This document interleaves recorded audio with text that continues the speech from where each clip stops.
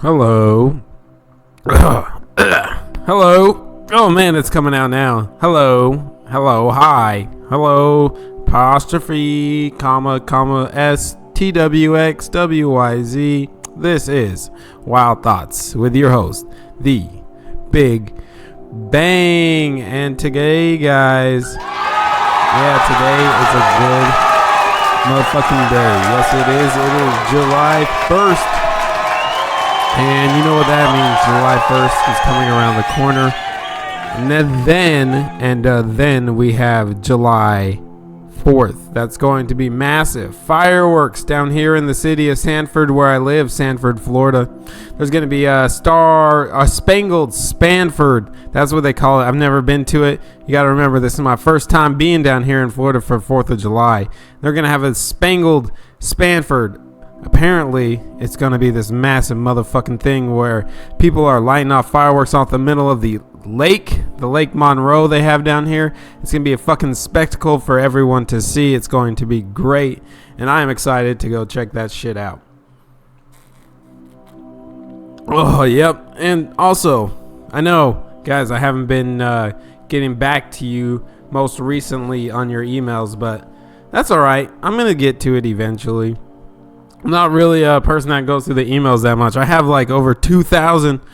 I don't know what to do with all that. It's a lot of emails. I got to go through them. I got to check them. I got to look through them. I got to see which ones are from the listeners and which ones are not.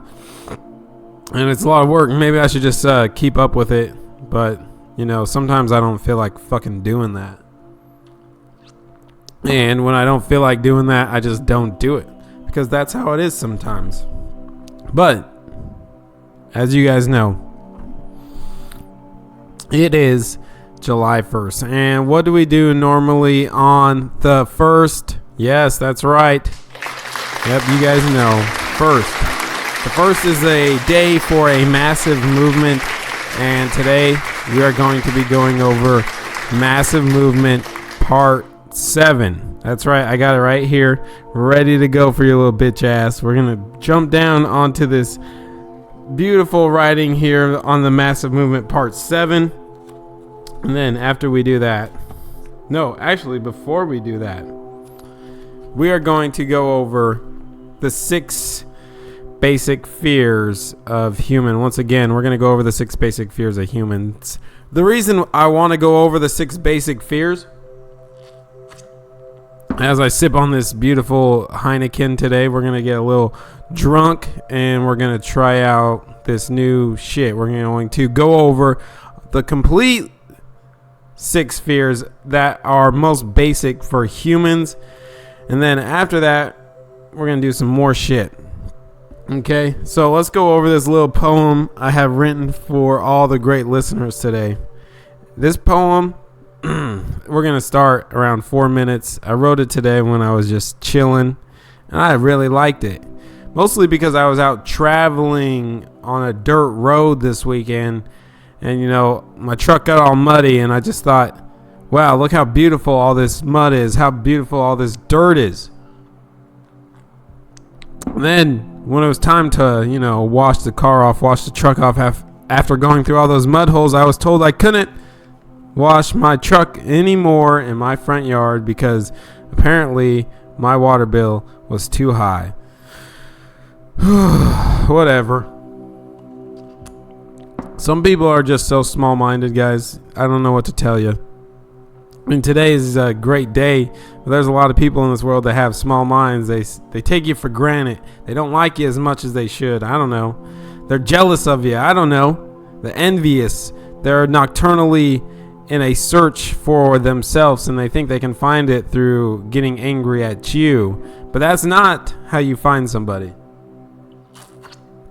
It's just not. You just drink your Heineken and you just sit back and you relax and, you know, you just let that shit be, because it is what it is and it can be nothing less and it can be nothing more.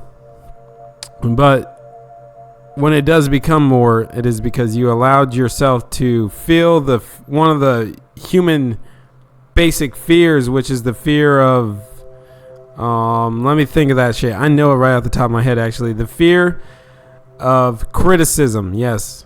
That is it. There's a lot of people that here in this world that have a fear of criticism, fear of people thinking something different of them. You know what I'm saying? So that's why today I'm going over the 6 motherfucking fears. Of course, after we do massive movements and after we do a couple other things. It's been like a whole week since I've done a podcast. And I know that you guys don't like when I take a whole week off, but I don't care. You know what I'm saying? I just got to vibe to the vibration that I'm putting out there. All right, so here we go. 6-minute mark. We're coming up. And we're going to start with the first poem of today. It's called The Sands of Time, as I said, traveling through the deep woods of the Ocala National Forest in my Toyota Tacoma. Yeah, that's right. I got one of those bitch-ass bitches, and it's nice, too. Go anywhere in that motherfucker. You can. You all should get a Toyota Tacoma. All right, here we go. Relax, take a breath. The sands of time.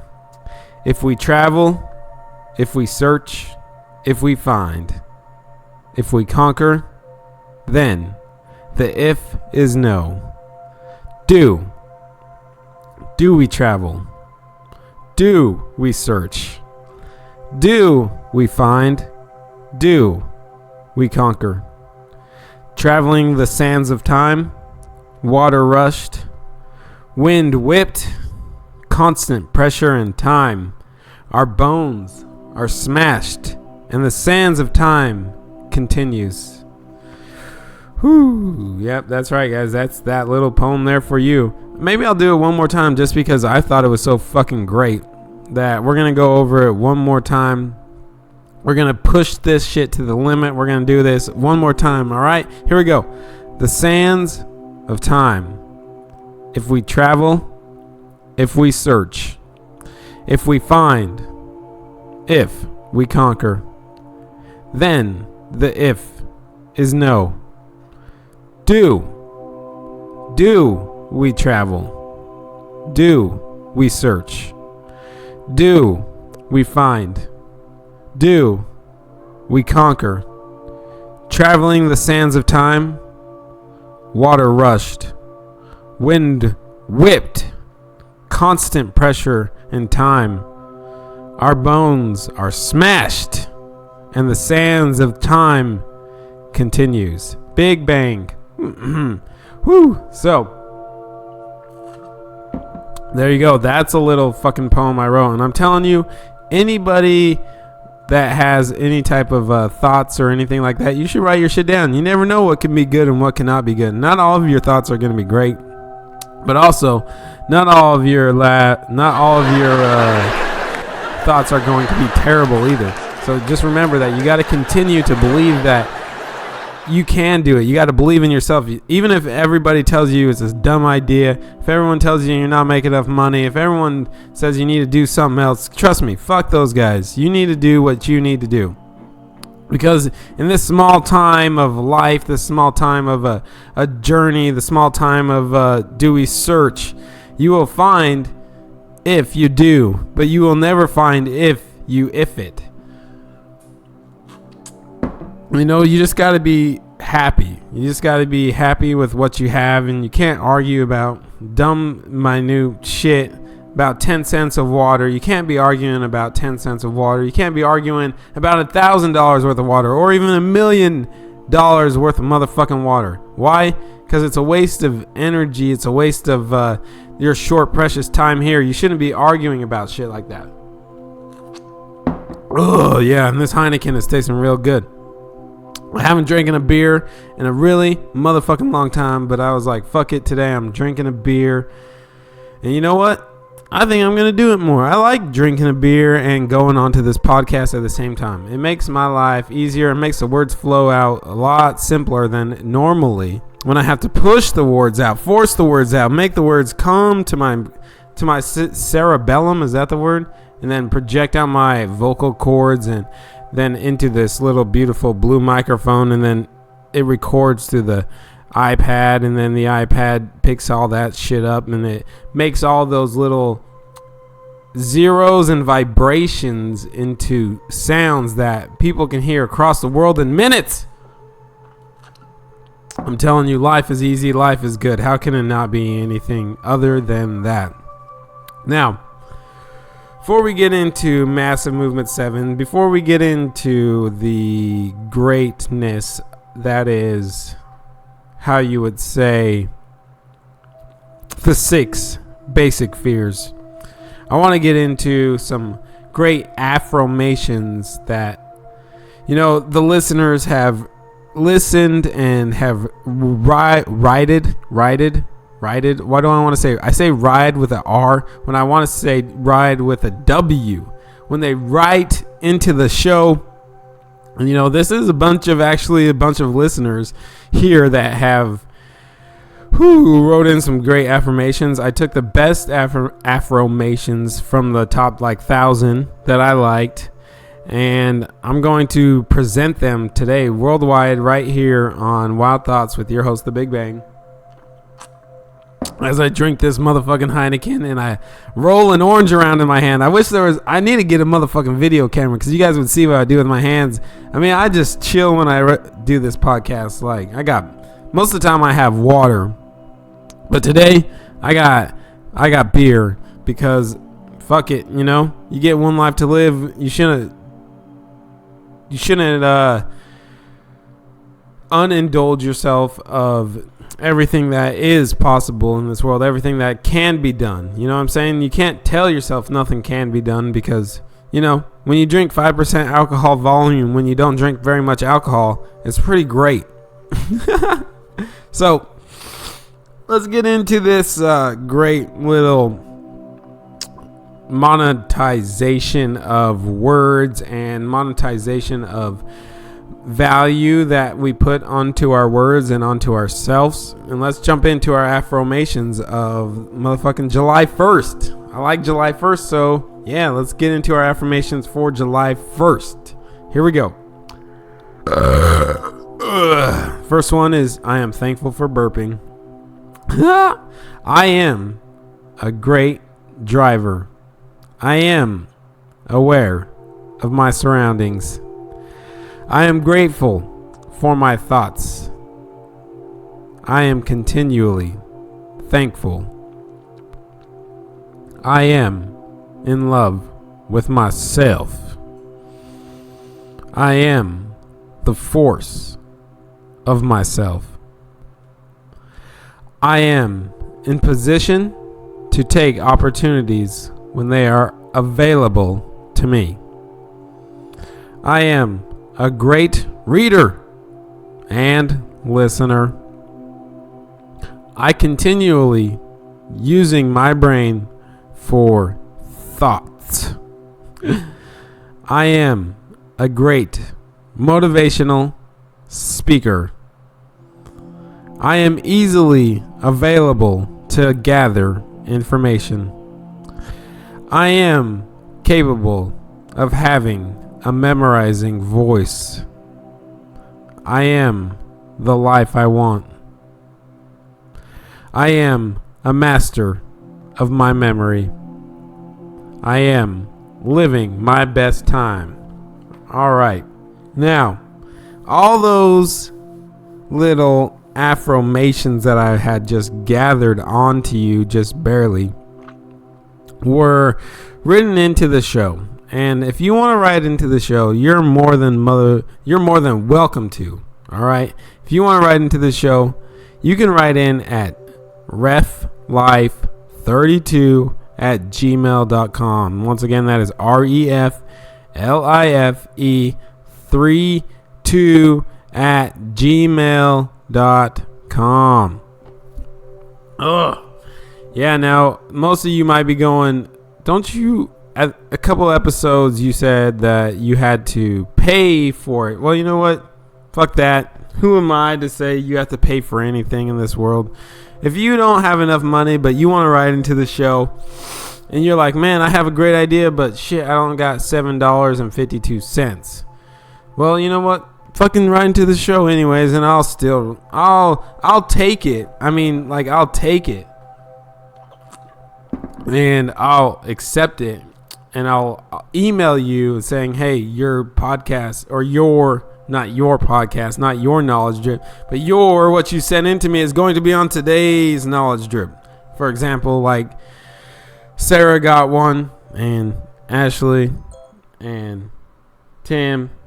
So you guys know. And I just got a text message. But sometimes that's how the shit works out. Now, let's get into one more thing that is written down today. This is about striving to do your best. And when you strive to do your best. So, let's knowledge stream ourselves. Let's knowledge stream ourselves into a different vibration right now. Let's knowledge stream ourselves into something a little more chill step. You know what I'm saying?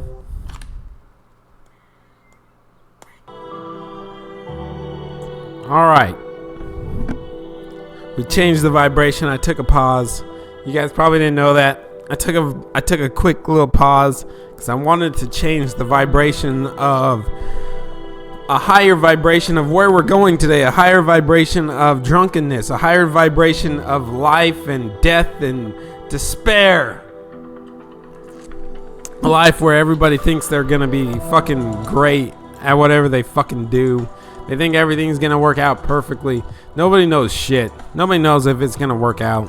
All we know is that in this very moment, what we're doing right now is what we do. And it is what it is because there is nothing else to do besides wait for the moment to end. And as we wait for the moment to end is when I strive to not do my own thinking. I'm allowed to myself to have someone else do my thinking for me. And how could I find the true happiness of a mindless task? The thoughts of others is my own, but being told what to do without asking questions is that to a state of a drone. For in order to be a leader, all the easy ways are to simply ask questions. Ask and act as the person of leadership that you want to be. For the leader inside of you is the leader outside of you. You are the practice of your actions and thoughts. Once again, I want to go over that one more time with you. Because I got this written down today, and I actually really enjoy what I have written down. And you know, a lot of people are enjoying what I'm writing down, and I'm enjoying what I'm writing down. So I'm going to do it again. You know why? Because I enjoy doing it. So here we go. When I strive to not do my own thinking, I am allowed to myself to have someone else do my thinking for me. And how could I find the true happiness of a mindless task? The thoughts of others is my own, but being told what to do without asking questions is that to a state of a drone. For in order to be a leader, all the easy ways are to simply ask questions. Ask and act as the person of leadership that you want to be. For the leader inside of you is the leader outside of you. You are the practice of your thoughts and your actions. Whoo, man, guys. Oh shit, I just looked at the time. We are damn near 20 minutes in, and we haven't even jumped into massive movement. And we haven't even jumped into the 6 basic fears of humans. I know we went over it once, but I need to go over it again in greater detail this time. Just so, you know, I completely understand it. So when people ask me about it, you know, I can answer their motherfucking questions. Because a lot of the times I can't answer these fucking questions. But, you know, as I grow with the knowledge drip, as we grow, as everybody grows, as everybody continually advances towards their death and continually advances towards their leadership of death, it's all right to know some questions that you may not know before. Because remember, you do not know everything. You only know what you motherfucking know. And trust me, you don't know a lot. There's a lot out there to be learned, a lot to be seen, a lot to be experienced, a lot to enjoy. And you know what? I'm not going to be able to enjoy and experience everything in my short little 27 years of life. It's not long enough. I need more time. I need to be more active with my time. I need to go out and see some shit. I need to learn some shit. I need to fire some shit. You know what I'm saying? I need to bang on somebody. You know what I'm saying?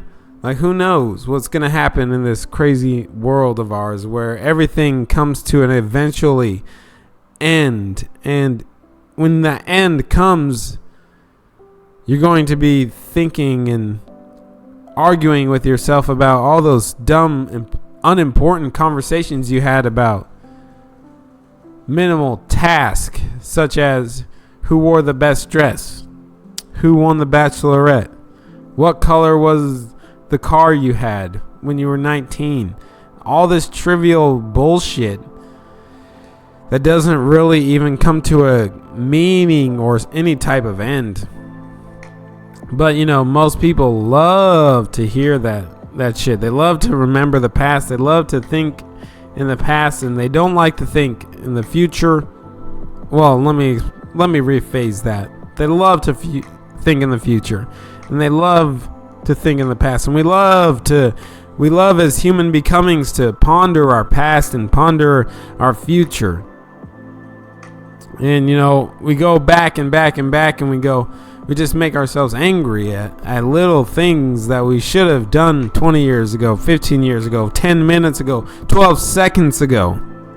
We get angry at ourselves that, man, I should have done that 12 seconds ago. I should have done that 20 minutes ago. I should have never let that thing go. I should have stuck with this. I should have stuck with that. Well, you know, you didn't. You didn't stick with it. You let it go. You didn't say the words. You passed those times, those moments. And when you pass the moments, you got to let it go. You got to let those moments go so that you can create a future of presently being forever in a now and forever in a state of non-blissfulness that is brought to you by your own subconscious mind. Your own blissfulness that will destroy your human being and destroy what you are. Because as you grow older, you grow maybe wiser.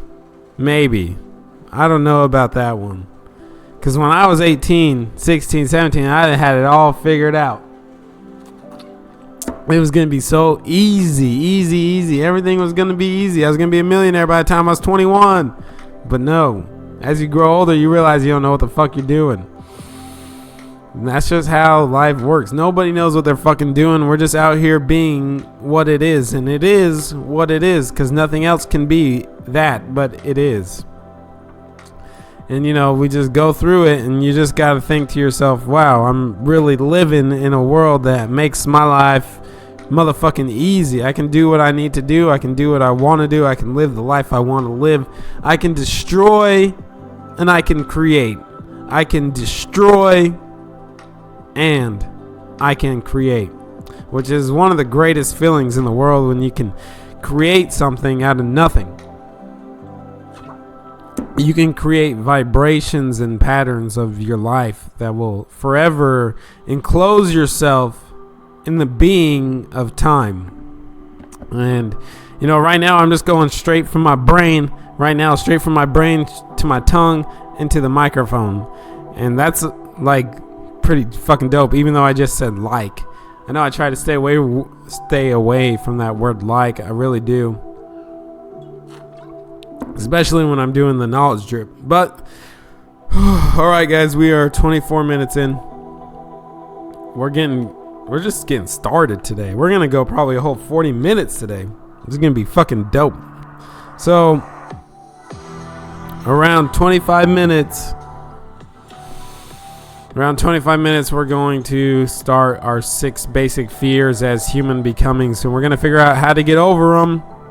Maybe not. We might have to go over it again. And then, after all of that, as my neighbors light fireworks into the atmosphere, and our cars drive past and polluting gas, we're going to take a quick break, take a breath wherever you are, realize that life is good, that life is, life is spectacular, because when you go down, you will go down, but not for long. Something will eat you, something will lay an egg in you, something will continue to move on, because as the richest motherfuckers in the world say, what you eat today walks tomorrow. And everybody should understand that by now. So, let's take a break. We're going to start actually at 26 minutes. We're going to go over all of our basic fears. We're going to take a deep breath. We're going to enjoy life as the fullest as it could be. So just breathe for a second. Don't be afraid to take a deep breath. Don't be afraid to live a breathless life. As we start the 6 basic fears of life. The first basic fear of life is the fear of poverty. The second is the fear of old age. The third, which we talked about, is the fear of criticism. The fourth is the fear of the loss of loved someone. The fifth, the fear of ill health. And the sixth and final one is the fear of death. All that is known, all that man is, both physically and mentally, he came by through 2 forms of heredity. One known as a physical heredity, and the other is called social heredity. Through the law of physical heredity, man has slowly evolved from the amoeba, a single-cell animal form, through stages of development corresponding to all the known animal forms known on this earth, including those which are known to have existed but which are now extinct. Every generation through which man has passed has added to his nature something of the traits, habits, and physical appearance of that generation. Man's physical inheritance, therefore, is a heterogeneous collection of many habits and physical forms. There seems little, if any, doubt that while the 6 basic fears of man could not have been inherited through physical heredity, these 6 basic fears being mental states of mind and therefore not capable of transmission through physical heredity, it is obvious that through physical heredity, a most favorable lodging place for these 6 fears has been provided. For example, it is a well-known fact that the whole process of physical evolution is based upon death, destruction, pain, and cruelty. That the elements of the soil of the earth find transportation in our upward climb through evolution, based upon the death of one form of life, in order that another and higher form may subsist. All vegetation lives by eating the elements of the soil and the elements of the air. All forms of animal life live by eating some other and weaker form or some form of vegetation. The cells of all vegetation have a very high order of intelligence. The cells of all animal life, likewise, have a very high order of intelligence. Undoubtedly, the animal cells of a fish have learned out of bitter experience that the group of animal cells known as a fish hawk are to be greatly feared, by the reason of the fact that many animals' forms, including that most of the men, live by eating the smaller and weaker animals. The cell intelligence of these animals which enter and to become a part of a man's brings with it fear growing out of their experience in having been eaten alive. This theory may seem to be far-fetched and in fact may not be true, but it at least a logical theory, if it is nothing more. The author makes no particular point of this theory, nor does he insist that it accounts for any of the 6 basic fears. There is another and much better explanation of these sources of these fears, which we will proceed to examine, beginning with a description of social heredity. By far, the most important part of man's makeup comes to him through the law of social heredity. This term having reference to the methods by which one generation imposes upon the minds of the generation under its immediate control the superstitions, the beliefs, the legends, and ideas which it in turn inherited from the generation preceding. The term social heredity should be understood to mean any and all sources through which a person acquires knowledge, such as schooling of religious and all other natures, reading word-of-mouth conversations, storytelling, and all manner of thought, inspiration coming from what is generally accepted as one's personal experience. Through the operation of the law of the social heredity, anyone having control of the mind of a child may, through intense teaching, plant in that child's mind any idea, whether false or true, in such a manner that the child accepts it as true, and it becomes as much as part of the child's personality as any cell or organ of its physical body, and just as hard to change its nature. Here we go. Let's get into it. It is through the law of social heredity that the religionist plants in the child's mind dogmas and creeds and religious ceremonies too numerous to describe, holding those ideas before that mind until the mind accepts them and forever seals them as part of its irrevocable belief. The mind of a child which has not come into the age of general understanding during an average period covering, let's say, the first 2 years of its life is plastic, open, clean, and free. Any idea planted in such a mind by one in whom the child has confidence takes roots and grows, so to speak, in such a manner that it never can be eradicated or wiped out, no matter how opposed to logic or reason it may be. Now, let's jump right into the fear of poverty. The fear of poverty. It requires courage to tell the truth about the origins of this fear, and still greater courage, perhaps, to accept the truth after it has been told. The fear of poverty grows out of man's inherited tendency to prey upon his fellow man economically. Nearly all forms of lower animals have instinct, but appear to not have the power to reason and think. Therefore, they prey upon one another physically. Man, with his superior sense of intuition, thought, and reason, does not eat his fellow men bodily. He gets more satisfaction out of eating them financially. Of all the ages of the world of which we know anything, the age in which we live seems to be the age of money worship. A man is considered less than dust of the earth unless he can display a fat bank account. Nothing brings man so much suffering and humiliation as does poverty. No wonder man fears poverty. Through a long line of inherited experiences with a animal, man has learned for certain that this animal cannot always be trusted where matters of money and other evidence of earthly possessions are concerned. Many marriages have their beginning and oftentimes their ending solely based on the basis of wealth possessed by one or both of the contracting parties. It is no wonder that the divorce courts are busy.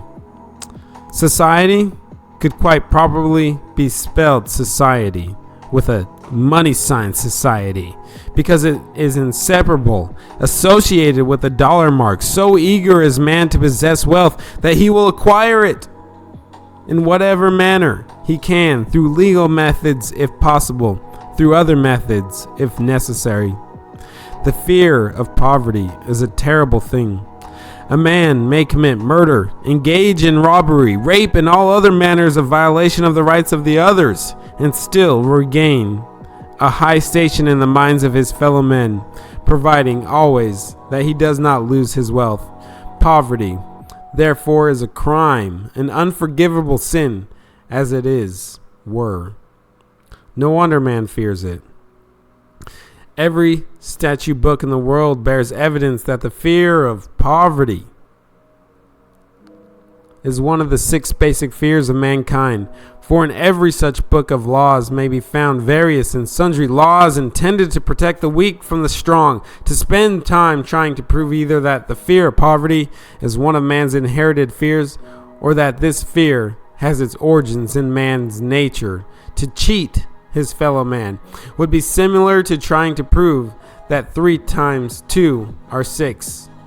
Obviously, no man would ever fear poverty if he had any grounds for trusting his fellow men. For there is food and shelter and raiment and luxury of every nature sufficient for the needs of every person on earth.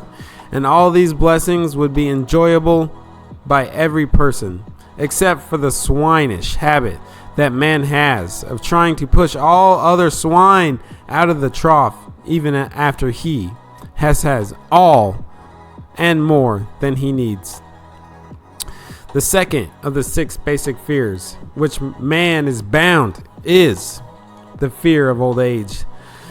In the main, this fear grows out of 2 sources. First, the thought that old age may bring with it poverty. Secondly, by far the most common source of origin, from false and cruel sectarian teachings which have been so well mixed with fire and brimstone and with purgatories and other bogies that humans beings, I like how they say human beings, I'm going to say human becomings. Let's take a drink, human becomings. Oh, if you got your beer, if you got your water, if you got whatever you got next to you, got your thing that's getting you through the day, go ahead, you swinish fools, and swallow it down. Now, where was I? Obviously, no man would ever fear poverty if he had no grounds for trusting his fellow men. For there is food and shelter and raiment and luxury of every nature sufficient for the needs of every person on earth. And all the blessings would be enjoyed by every person, except for the swinish habit that man has trying to push all the other swine out of the trough, even after he has all and more than he needs. Wow, guys, I was way off. I was back all the way up in the fear of poverty when we were in the fear of old age. Whoops. All right, here we go. We're back into now we're going to be back into the fear of old age. This is alcohol. I'm telling you, I don't drink very much alcohol. And it's throwing off my words. It's throwing off where I am in the book. I can still see it. But if you're drinking this beautiful Heineken, what's it? 22 fluid ounces of Heineken. And, you know, that's a lot for someone that doesn't drink that much. But here we go. In the basic fears of old age, man has 2 very sound reasons for his apprehension. The one, growing out of distrust of his fellow men, who may seize whatever worldly goods he may possess. Did I say size? I meant seize. Let me read that part again.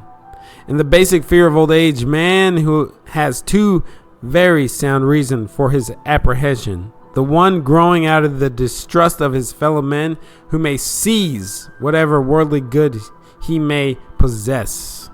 And the other arising from the terrible pictures of the world to come which were deeply planted in his mind through the law of social heredity long before he came into possession of that mind. It is no wonder that man fears the approach of old age. The third of the 6 basic fears is the fear of criticism. Just how man acquired this basic fear would be hard, if not impossible, definitely to determine. But one thing is certain, he has it in well-developed form. Some believe that this fear made its appearance in the mind of a man about the time that politics came into existence. Others believe its source can be traced no further than the first meeting of an organization of females known as a woman's club.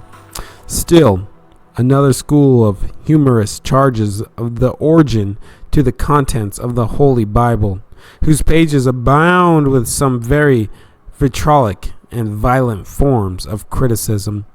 If the later claim is correct, and those who believe literally all they find in the Bible are not mistaken, then God is responsible for man's inherent fear of criticism, because God caused the Bible to be written. The author, being neither a humorist nor a prophet, but just an ordinary workday type of person, is inclined to attribute the basic fear of criticism to the part of man's inherited nature, which prompts him not only to take away his fellow man's goods and wares, but to justify his action by criticism of his fellow man's character. The fear of criticism takes on many different forms, the majority of which are petty and trivial in nature, even to the extent of being childish in the extreme. Bald-headed men, for example, are bald for no other reason than their fear of criticism. Heads become bald because of the protection of the hats, with tight-fitting bands which cut off the circulation at the root of the hair. Men wear hats not because they actually need them for the sake of comfort, but mainly because everybody's doing it, and the individual falls in line and does it also, lest some other individual criticizes him. Women seldom have bald heads, or even thin hair, because they wear their hats that are loose, the only purpose of which is to make an appearance. But it must not be imagined that women are free from the fear of criticism and associated with hats. If any woman claims to be superior to man with reference to this fear, ask her to walk down the street wearing a hat that is 1 or 2 seasons out of style.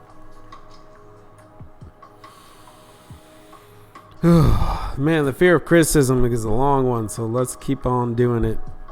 I might have to break this shit up. We're already at 41 minutes in. You know what I'm saying?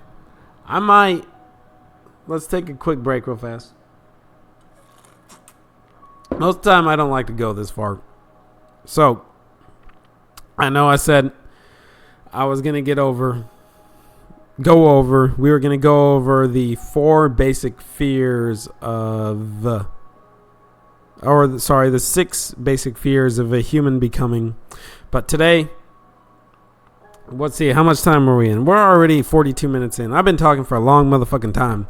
So, and I know I want to get to the massive movements part 7. So what we're going to do, we're going to finish the fear of criticism. And then after we finish the fear of criticism, we're going to call it a day. And we're going to keep the next 3 fears for the next knowledge drip, and that's what we'll do. So fuck yeah, we figured that shit out. Quick. Let me tell you guys, quick thinkers rule the world. 'Cause you know you don't want to do this shit all day, but you just want to do it for a short amount of time. You just want to get a little bit of knowledge drip for the motherfuckers out there. So here we go. Let's get back into the fear of criticism. In every soul, there has been deposited the seed of a great future. But that seed will never germinate, much less grow to maturity, except through the rendering of useful service. The makers of all manner of clothing have not been slow to capitalize this basic fear of criticism, which will all mankind is cursed. Every season it will be observed the styles and many articles of wearing apparel change. Who establishes the styles? Certainly not the purchaser of clothes, but the manufacturer of clothes. Why does he change the style so often? Obviously, this change is made so that the manufacturer can sell more clothes. For the same reason, the manufacturers of automobiles, with a very few rare and very sensible exceptions, change styles every season. The manufacturer of clothing knows how the man animal fears to wear a garment which is 1 season out of step with that which they are all wearing now. Is this not true? Does not your own experience back it up? We have been describing the manner in which people behave under the influence of fear of criticism as applied to the small and petty things of life.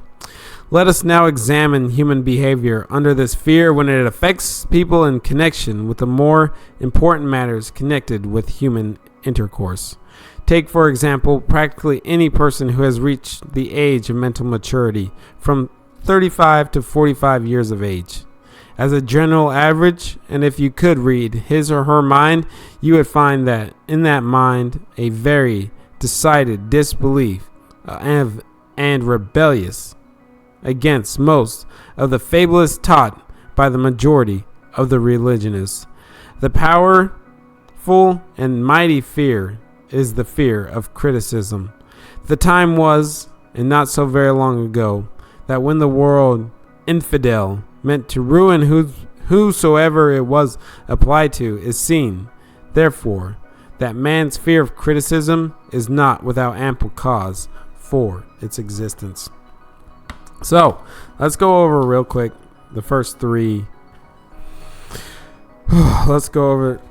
Oh, did I stop it? Oh, didn't it? Okay, I thought I stopped it. I didn't. Let's go over real quick the first three fears, which is the fear of poverty, the fear of old age, and the fear of criticism. So that's what we went over in this knowledge drip. We went over the fear of poverty, the fear of old age, the fear of criticism. And when we come back and we sit down in front of this beautiful microphone and we start to vocalize our thoughts and vibrations onto the world, we're going to go over the fear of the loss of a love of someone. Once again, the fourth one, the fear of loss of love of someone, the fear of ill health, and the fear of death. But let's see, how far are we in? All right, we are 46 minutes in almost. Wow, almost 47 minutes in. All right, so at 47 minutes and 30 seconds, we're going to do something that we always love to do, which is read Mass Movements Part 7. And after we read Massive Movements Part 7, then we can jump in to whatever else we have next.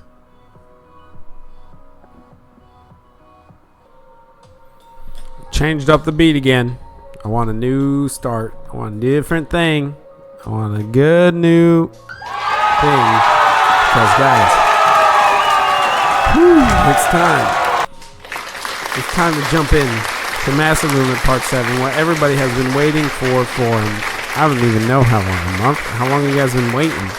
Now, the greatest thing about this knowledge drip is that I have Massive Movements and Part 7, Part 5, Part 10, Part 20, Part 37, blah, blah, blah. It's a whole book that I have written down and, use my brain to imagine what life should be like during a massive movement. And today we're going to jump into Massive Movement Part 7. Whew, I know you guys are like, how come you're only on Massive Movement Part 7? The reason is because, it's kind of like a cliffhanger. Keeps you hanging from a cliff. That's why they call it a cliffhanger. You got to keep coming back to know what's happening. That's how you keep the leaders, the listeners, the followers, the leadership, the massive movements up. So, take a break. We're going to start at 48 minutes and 30 seconds. We're going to jump into Massive Movements Part 7, and then we're going to call it a day after, of course, our prayer, which is the self-confidence formula. So, here we go. 48 minutes and 30 seconds in. We're going to start Massive Movement Part 7. We need, now more than ever, to awaken the mind. No one outside of my inner self will cause me more pain or success than the person trapped behind my eyes. I will allow myself to become free to create my particular viewpoint. The limited measure of my liberation of myself, my thinking, will be a good servant. My heart will be the master. I will leave the lock my matrix into the thoughts. I will be allowed by my own conscious mind as to see the things that they are. For if I hit enlightenment, I will only see my thoughts. I may not see a car in my driveway, but I may see the thought of my way to awaken to the travel of the matrix. I examine my robotic files. I examine my inner self. I am now filled in being is that is silent. We will continually see our lives as the same. I see the depth of my problem. I am still asleep, attached to the familiar patterns. What and how will I pay to get a new structure? I will believe in that. I am the mask and the benefit that is timeless. I know the truth. I am constantly distracted. That is keeping me away from the pathological essence, a slave of the limited self-structure. No measure to be acclaimed by a sick society. They are sick and filled in like cattle. We are sick and filled in like cattle. We must be possibly of living the true self. Let go thyself, and what do you find that is left? We are the awakening of the matrix. We are the same as falling asleep to the matrix. No one ritual or spiritual guide will unleash the moon that will rise, or the moon that will fall. For the eyes can see, we create the mental picture, and we create the subconscious conditioning of life and of peace. We can find the gate to open. We can come to realize that the gate was only locked by the great of truth. The truth that what you see is the truth that you can and see. You only see what you touch. For what we all touch and for what we all see are that of the same animal. But we can only see the side of the animal that we touch. We are the end of all religions. For all religions are ended when the ego mind finds the conscious of the slumber. And the slumber of the religion was in you, and shall be unto you. Wake up. When we wake up to the thought, that thought, art, is simply thought, that thought, art, the tradition of the same truth. You are the beyond yourself. You are the passive movement of power and self. Do not push. Do not pull. Let go of claim and attachment. Let go of all religion and power your finger to the abyss. Close your eyes and walk in the dark. That is the true life of enlightenment, the leap of the unknown. Turn your conscience away from your conditions of your thoughts and walk with faith into the abyss. Now, you will absolutely find the self, not knowing you are evolved into the path. Exceptions are pointless. You choose to use, you care to use, you plan to choose. Your subconscious, you now understand the power we have been limiting ourselves. The power stored through the thought of only seeing one part of the human becoming and the thinking that is all there can be. You only know what you know. To film your life would be discovering the battery you have been pretending. The battery your body has created, energy of abundance, yet you settle your life for the scraps of abundance, spiraling into the ego destruction. Do not be afraid of the pain. That pain is always going to be there, but suffering and allowing you to suffer is the occurrence of your programming, not to be free. Let go of your past attachments and come forth into the inner self world. Be around the trace of emptiness. Your mask must fall off. You must play the game. You must shine through a mask. You are the mask that you are wearing. You never gave the opportunity to your own illusion. You are the architect of the dream of life. Let your thought out of the cave. Let the illusion of a blank wall of your shadow dance. But dance with the shadow, and you will not leave what has been familiar unto you. You have only ever seen the shadows. You are not ready to leave the shadows or leave the truth of who you are. Turn yourself from the shadows, but do it gradually and persistent. It will take time and effort to find the new you, for it will take longer to shed its own mind. You are the prisoner of yourself. You are the prisoner of your sleep. If you want out of your chains, you must not neglect or reject, and you must not accept the prison of your own mind. You will never be free, for the prison follows you. For as the reader knows, you are the continuing of your subconscious mind, the sensation of yourself. Let your mind and self unfold the suffering, and you will fold to see that there is more to the world. Penetrate your thinking mind and see the possibility that the evil demon that connects you to the energy can be realized. And with faith into one's own consciousness, we can blame no one, and not even the demon that has defined your life. The demon that self-structures you. Your demon creates the power of what you feel and what you can control. Feed your bosses, and the more you crave to keep them fed, the self's agenda. Be aware, be awoke of your soul. Overcome the conditioned self. Big bang. Wow, guys, this is like the longest knowledge trip we've ever done.